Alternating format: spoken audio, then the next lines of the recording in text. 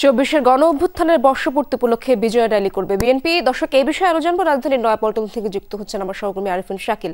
Arifin, rally কি শুরু হচ্ছে কিনা, নেতাকর্মীদের সমাগম দেখতে পাচ্ছেন কিনা, সেখানে কি দেখছেন? ধন্যবাদ ইশরাত। এরই মধ্যে কিন্তু আনুষ্ঠানিক কার্যক্রম শুরু হয়নি, তবে নেতাকর্মীদের যে উপস্থিতি সেই উপস্থিতি বাড়তে শুরু করেছে।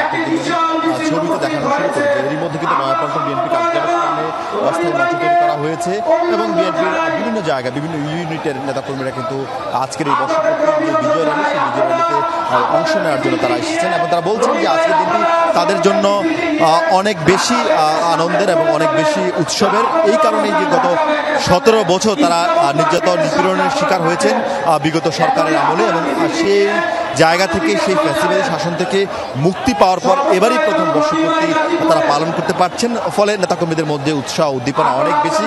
পাশাপাশি আপনি জানেন গতকালকে প্রধান উপদেষ্টা নির্বাচনের সুনির্দিষ্ট রোডম্যাপ ঘোষণা করেছেন।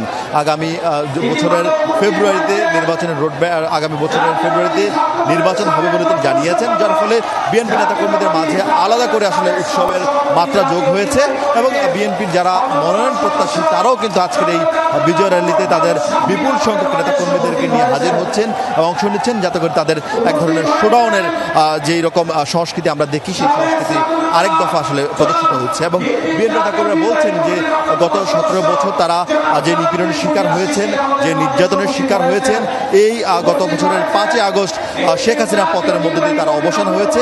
আগামীতে যারাই ক্ষমতা আসবে তারা যেন সেই ধরনের ফ্যাসিবাদী রাজত্ব কায়েম করতে না পারে কিংবা স্বৈরতন্ত্র কায়েম করতে না পারে, বিএনপির নেতাকর্মীরাও সেই বিষয়ে সোচ্চার থাকবেন। এবং বিএনপির আজকের এই বিজয় র্যালির পূর্ববর্তীতে একটি সমাবেশ অনুষ্ঠিত হবে, সংক্ষিপ্ত সমাবেশ।